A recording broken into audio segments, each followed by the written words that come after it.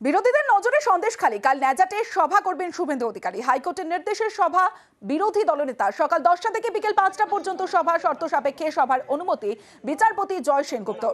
কোনো উস্কানিমূলক কথা না বলার নির্দেশ দেওয়া হয়েছে। কাল 10 থেকে 15,000 মানুষ জমায়েত করার চ্যালেঞ্জ করেছেন বিরোধী দলনেতা শুভেন্দু অধিকারী।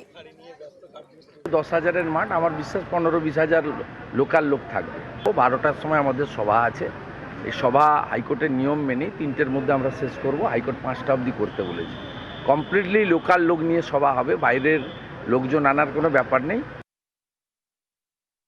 বসিরহাটবাসীকে আমরা বিজেপির নেতৃত্ব, বিশেষ করে আমাদের বিরোধী দলনেতা, আমাদের রাজ্য সভাপতি তারা আসছেন, তারা নিশ্চয়ই কিছু বার্তা দেবেন।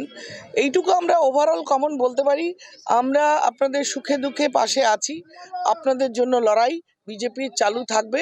আপনারা আমাদের পাশে থাকুন এবং আপনারা আমাদের বর্তমান, ভবিষ্যৎ এবং সব কিছু।